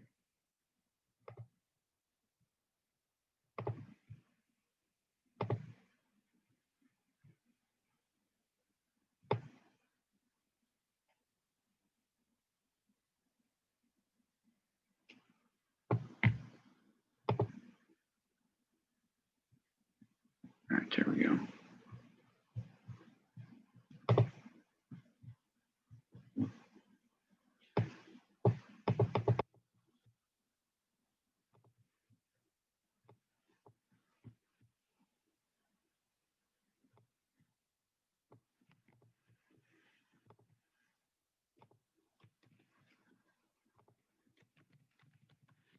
Spin Zillow.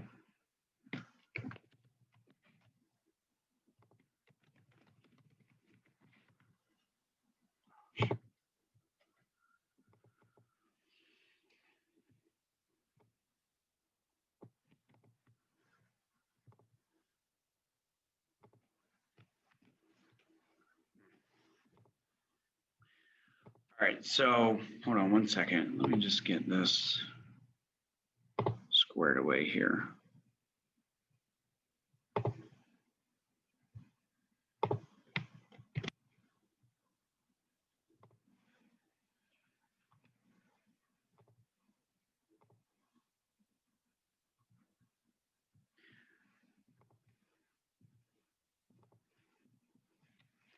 So a Zillow was per month.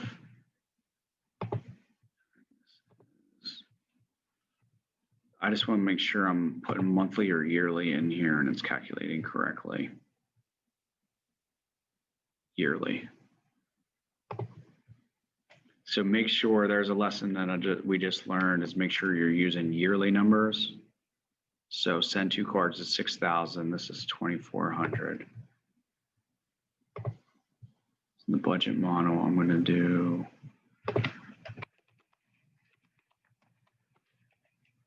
Cost was 6,000. Sphere lunch.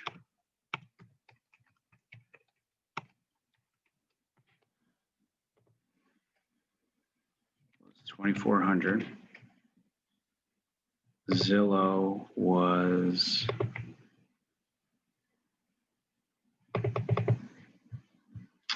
13,200.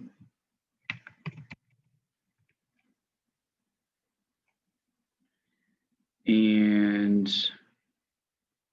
Facebook was 300 per month or 3,600 for the year. Okay. So our total budget is $32,910. Coming in here, pulling the models together. So now all this is filled out, okay? With 50% of the business, we make sure I have all of these correct. So my economic model has the number of transactions, the side percentage split of the business, average sale price, average commissions. So that is all correct, okay? And that's gonna give me my 240,000 GCI and 40 transactions. The lead generation model, we've come in here and since I have all of these numbers already here in the 1-year strategic plan, when I say 1-year strategic plan, it's pulling these models together for the next year, okay? So I'm not going to go ahead and fool around with that lead generation model right now in the sense of saving time. It does not directly automatically tie into this. I put the lead generation strategies and costs into the budget model, okay? Now, so I'm just gonna double check my budget model real quick. I'm gonna come in here and I'm gonna say, yes, it has my 40 transactions, it has my 6,000 or average commissions, total GCI. The cap was different. 3,000 in royalties. So I have my cost of sale there. I have not added in any salaries here. Okay, I'm still a single agent at 40 transactions. I will say that I'm going to add in a transaction. If I'm going to get to 40 transactions, I'm going to get a new hire, a transaction coordinator in here, and number of new hires, I'm going to say 1, and that cost. Make sure that this is pulling from the right place. So at 40 transactions, if I have a transaction coordinator at 350 a file, what is that going to cost me? 350 times 40 transactions is 14,000 for the year. Oops.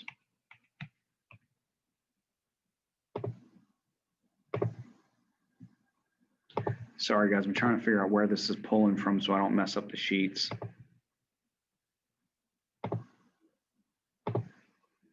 Put in some RP.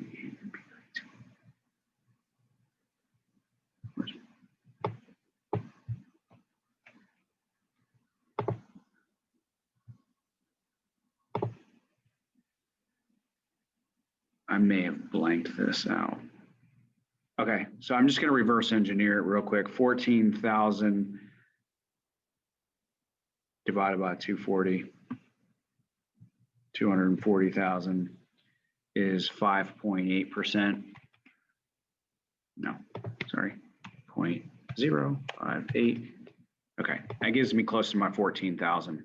I just want to be able to, I think when I did the original sheets at one point, the formulas got wiped out here, wherever it was tied into got wiped out. So anyway, moving along, I'm going to hire, for me to do 40 transactions, I need the transaction coordinator. All right, so now I have a total operating expenses of 23%. I have my lead generation strategies in the budget model. And when I come over into pulling the models together, I want to go back and double check all of these numbers, okay? So net income's 161 after my 240. We arrive at that by 23,000 in cost of sale from your budget model. Up here at the top, okay? Other operating expenses. That's from your budget model as well.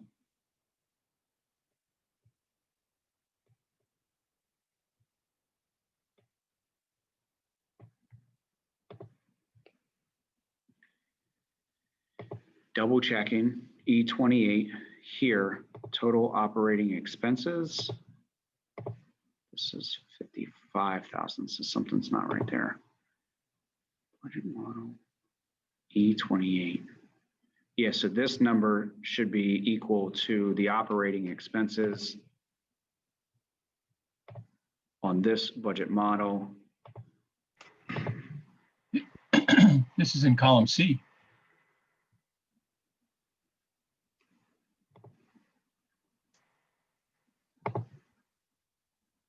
Where is E? It's hidden. There you go. Something, yeah, there you go. Okay. Oh, there's a number right So there. it was a past edit that didn't work. Okay, so we're gonna tie, let me just, number one, make sure that this is the correct number. It's a sum of these things. Yes, that's correct. So 55,000 is correct. So I'm coming into here and I'm gonna say that this operating expenses here is going to equal the budget model here. Okay. So I have 55,000 in operating expenses between all of these things: lead generation, occupancy, technology, phone, salaries, et cetera, right? And then I have a cost of sale, which is 23,000. My net income is going to be 125,000. It looks like we're double dipping on this, these salaries. Mhm. Which would then explain why I took it out of here before.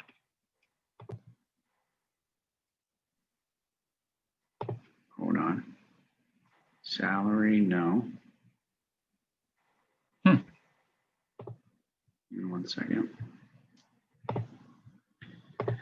Okay, what we do know is that we have 55,000 in operating expenses and 23,000 in cost of sale.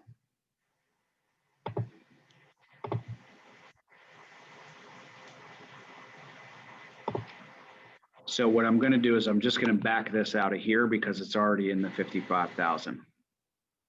Okay.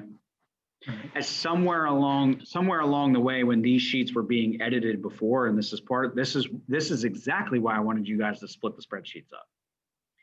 Because for you to do this on your own and then try to, bounce back and forth is very difficult. So just know that some of this you might need to do in your own head or on paper. This is the way that it needs to look. My operating expenses are 55,000. My total cost of sales is 23,000. I've included these salaries in my operating expenses, so we're good. The budget model is 22,000, or the lead generation cost per operating expenses is 22,000. Again, that's now listed twice. I have it here, and now it's also being taken out of here. All right. Now I'm going to come over here and do what I just asked you to do. Let's do a manual calculation. I'm going to do 240,000 in gross commissions income. I know that I'm going to have 23,000 paid in cost of sale. And that's my cap. And I also know that I'm going to spend $55,200 in operating expenses in my budget here. And I know what that is, right? Then that includes this lead generation costs and this salary. So I don't have any other costs. And this is going to equal this minus my operating minus my cost of sale, and I get 161, and that's the numbers that's up here. So we're good to go, okay? Now we're moving forward. I know that I'm gonna have net income before taxes of 161,000. Does it make sense?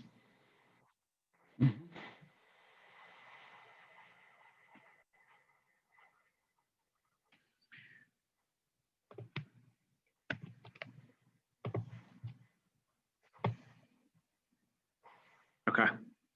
So again, I zeroed out cost of marketing action plans because I already have it defined here, what that cost is going to be. Sorry, here in the budget model in my strategies. It's actually 32,000. So now I need to go back to my model. Pretty important to bounce back and forth between your models, would you say? Okie dokie, let's keep going here. So my lead generation strategies I've set are a total of 32,000. Is that right?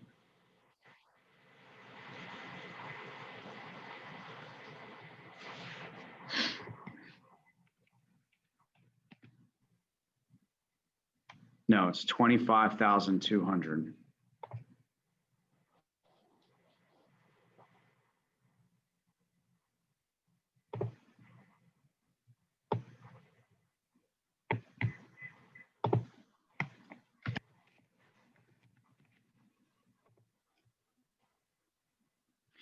If you're ready to give up yet, just know that over time, like these things get figured out. This, again, this is probably feels like rocket science right now.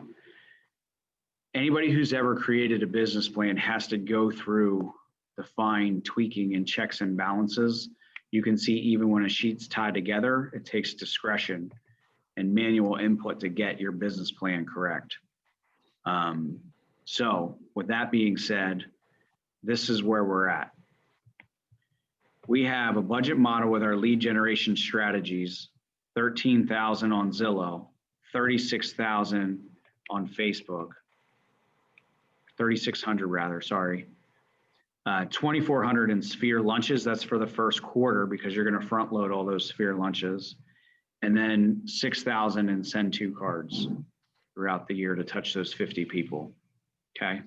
So our total lead generation budget's $25,000. I'm going to go through the rest of my models and just make sure that that number's in the right place. It's here is 25,000. Okay. As I come in here, I know that that 25,000 is calculated into this 58. And this is going to be 58, 320 now.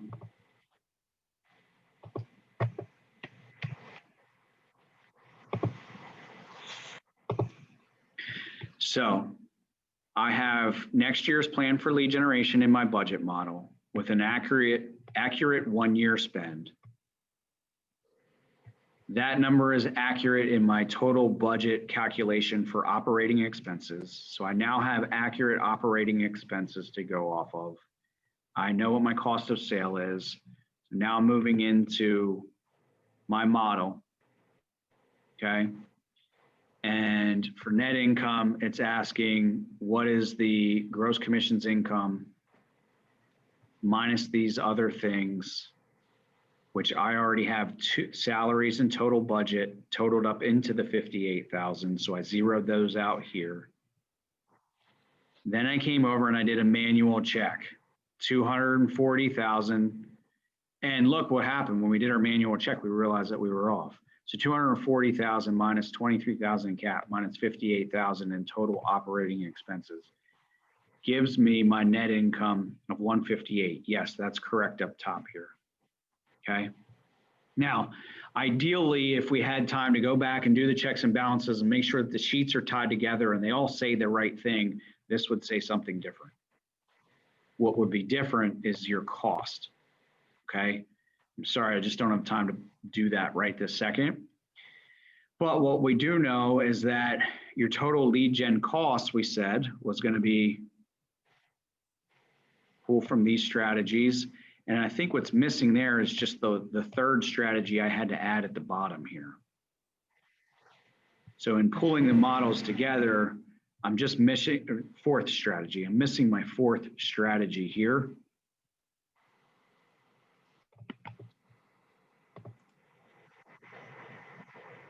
And that was because I had to add in a fourth strategy, right? So we already had to change the model.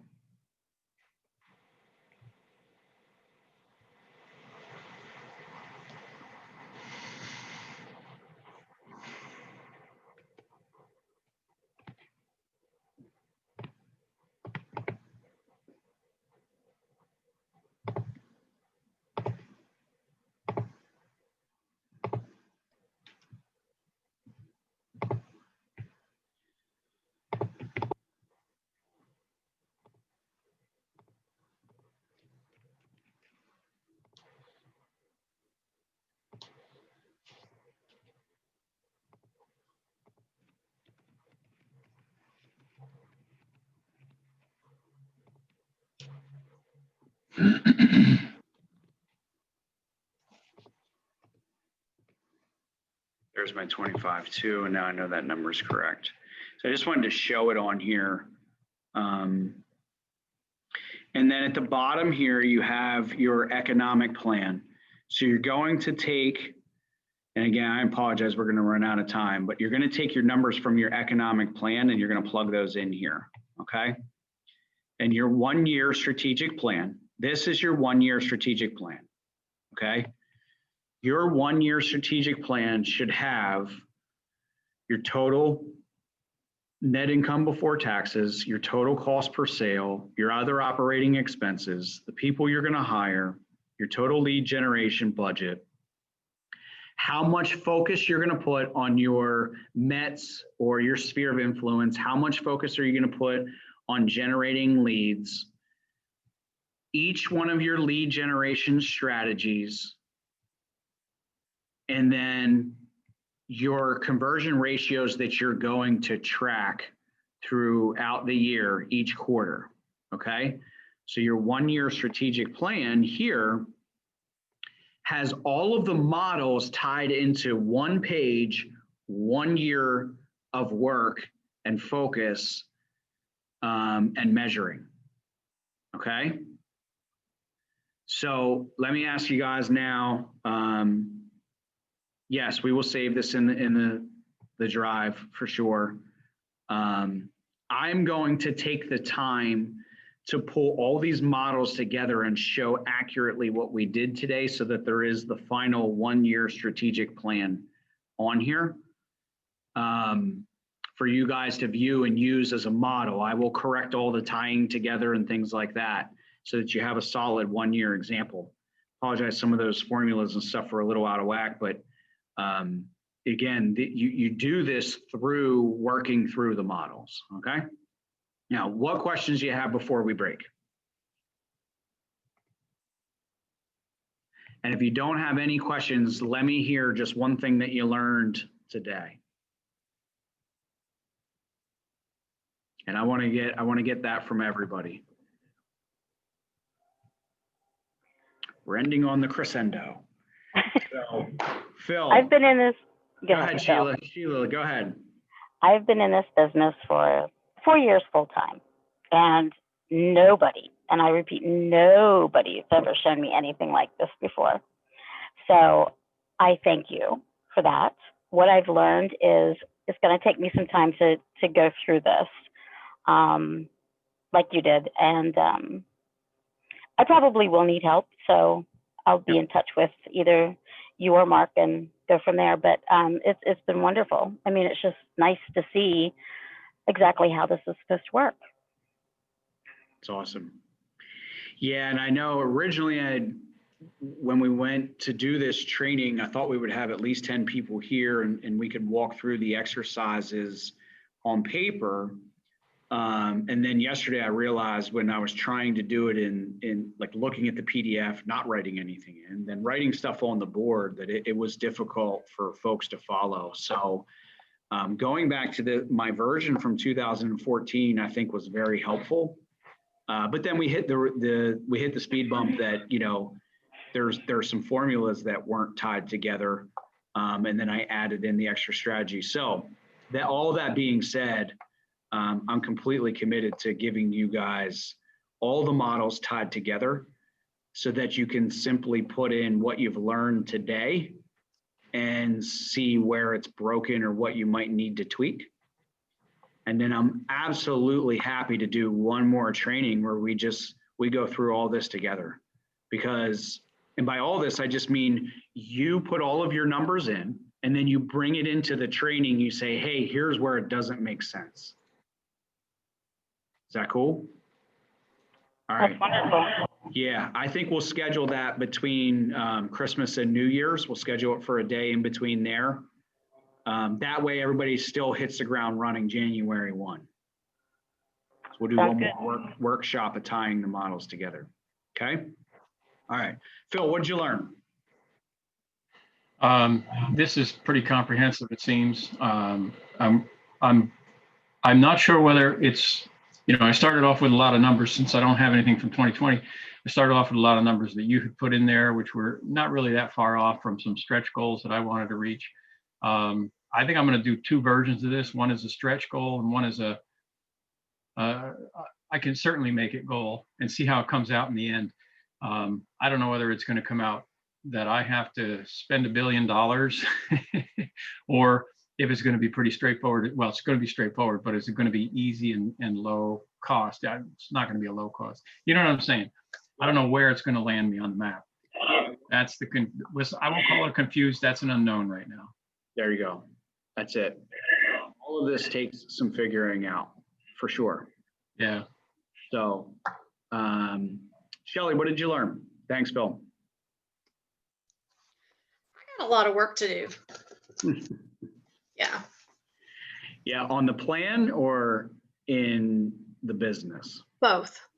Yeah. Both. Have you guys ever heard of working on the business and in the business? Yes. I've heard that before. This is on the business. And what we rarely get to do because we're always in the business. So the more time you spend working on the business, Shelly, than in the business, the more clear you'll get and the more productive you'll be in the business. Right off the top, and this doesn't have to do with you, Shelly, it's just human nature in general. When you get the focus on the business, you stop doing things in the business that are not in the focus. Agree. That's human nature. We've now told ourselves, we've put on paper how much focus we're going to put on prospecting our sphere versus generating leads. So the action that comes out of this oftentimes is just by simply putting it down on paper. I should say the results that come out of it are oftentimes just by getting the focus it takes to put it on paper. So it's good.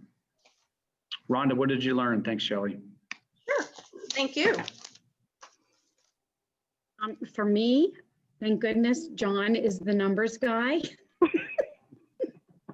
But I mean, for me, like he always has all of this stuff ready and then goes over it. But now seeing it, like some of it, but now I can really go back and understand more like where he's gotten these numbers from and why they are what they are. So I'm more of the, hands-on, telling the agents, this is what you got to do, this is how you get through this. I'm a problem solver when it comes to real life real estate situations, but now looking at it more from this, I'm getting both sides of it. So, but I'll let John keep doing the numbers. That's awesome. I know John's a numbers guy for sure. Who else would like to share? Mark, what did you learn?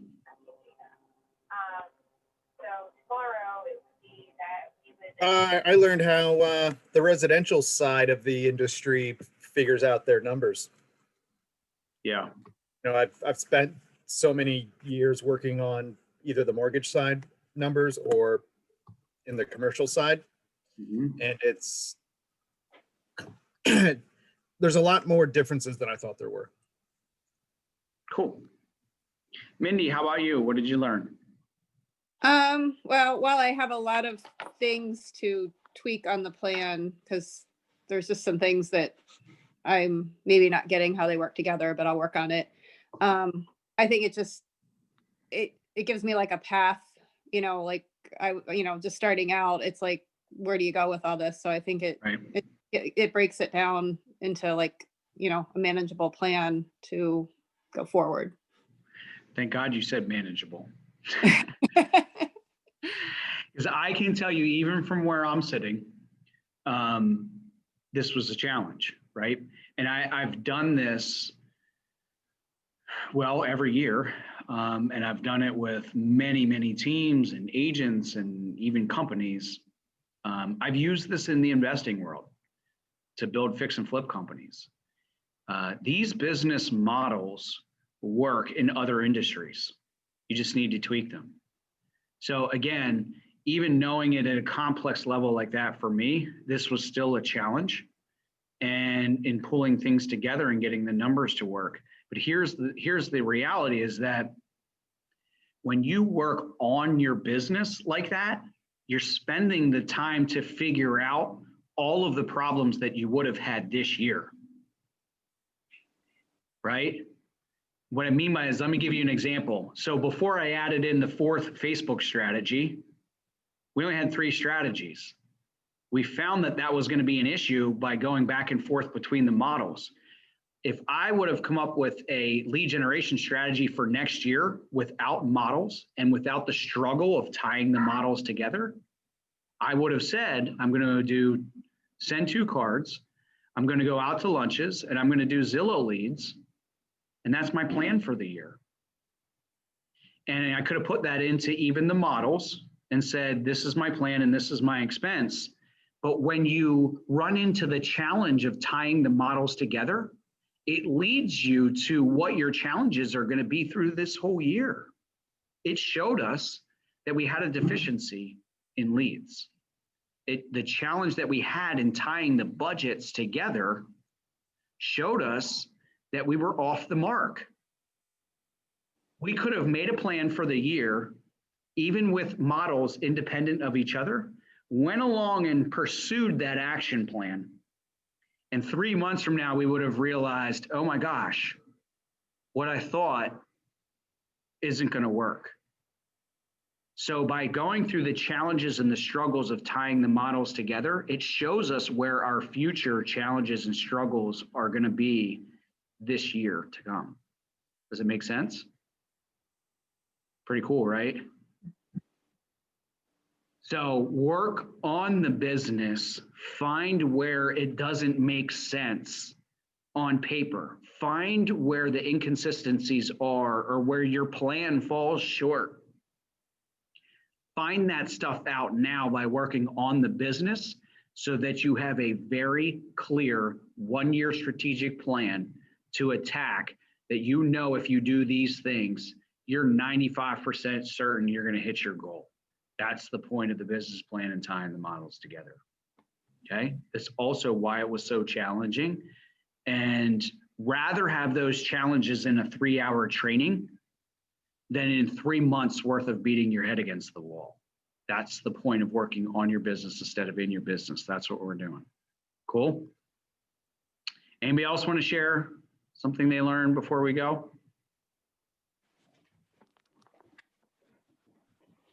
I do. It's hard to do this when you're working from home and your kids are here. I see a few of you struggling with that. That's why I'm usually not here. My poor wife, I don't know how she gets anything done. Yeah. No, dude, I hear you. That's why I came into the office, even though there's snow. For those You of have to you that sleep there. don't know, I have, yeah, if I told you this story, maybe, I think when we started, I told you about my family, but 3 little boys. Whew. And Mark, I know your girls are probably a handful too. So it's no different. Yeah, I know firsthand with my boys, like, I'm not getting anything. There'd be things flying behind me. You know, Yeah, mine aren't that bad. She has an assignment to go make a snowman, and nobody's offering to help her. So, Dad, come help me Yeah. build a snowman. That's cool.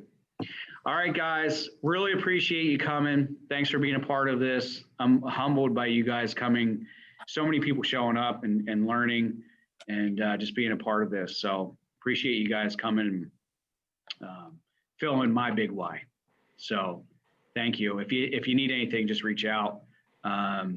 Send me a text message, guys, if you need something that's better than email for me. I check email literally twice per day. I wish I had more time to do it, but I don't. So just send me a text if you need anything and I'll jump on it right away. Okay. A lot of times I can even just send Thanks, you Anthony. a text message. Yep. All right, guys. Have a great Thank you. All right, take Thank care. you. Thank you, Anthony. Thanks for staying late too.